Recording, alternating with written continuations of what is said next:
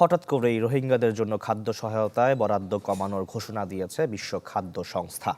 এই ঘোষণা প্রতিক্রিয়া সৃষ্টি করেছে রোহিঙ্গাদের মাঝে। তারা বলছেন, এমন সিদ্ধান্ত কার্যকর হলে আরও বেশি করে অপরাধে জড়াবে রোহিঙ্গারা। আর তাই আন্তর্জাতিক সংস্থাগুলোকে তহবিল বাড়াতে অনুরোধ জানিয়েছে শরণার্থী কমিশন।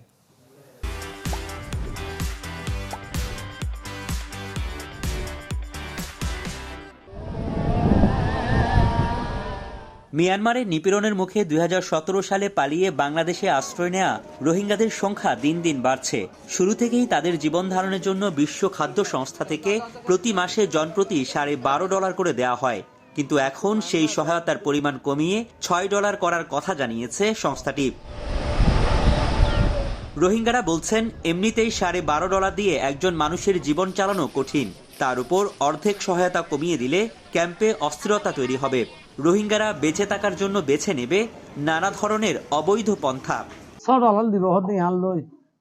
কিভাবে জীবন বাঁচে তলে আরা এ মোতাবেক যদি হানা দে ওই তো গিলে আরা দাসে আরা Rohingya community bad gangs activities দাসে ইনভলভ হয়ে যাবে ওই জায়গা তো জন তাইব দুনিয়ার মধ্যে মরিয়ম যে 95 ফয়সালা আরা লয় ফেলাই খানা খাইবাল্লা বলি তারা দৌলা বড়লা কামা জড়িত হবো মেসালে তোরে কিডন্যাপ করিব, তো ডাকাতি করিব, চুর করিব, খাড়াখাড়ি করিব।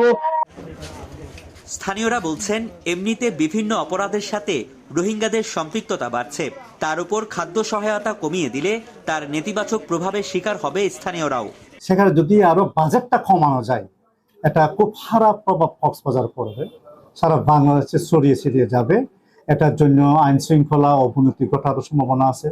এখন তাদের এই বাজেট স্বল্পতার কারণে দেখা যাবে যে অদূর ভবিষ্যতে অপহরণ, খুন, কারাবি, স্থানীয়দের বাড়িঘর ডাকাতি থেকে আইন শৃঙ্খলা পরিস্থিতির একটা চরম অবনতি ঘটবে।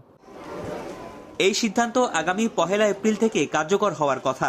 শরণার্থী কমিশনও বলছে, খাদ্য সহায়তা কমিয়ে দিলে পুষ্টি সংকট, আইন শৃঙ্খলার অবনতি, রোহিঙ্গাদের ক্যাম্পের বাইরে বের হবার প্রবণতা সহ নানা অপরাধ বাড়বে। আমরা আমাদের ডোনারদেরকে রিকোয়েস্ট করছি, বিভিন্ন ডোনার এজেন্সিগুলোকে, হিউম্যানিটেরিয়ান এজেন্সিগুলোকে, যাতে করে ভবিষ্যতে অন্তত যাতে ফান্ড রেইজ করা যায়। এই সংকট মোকাবেলায় এখন আন্তর্জাতিক সংস্থাগুলোর তহবিল গঠন জরুরি বলে মত সংশ্লিষ্টদের। Desk report, channel 24।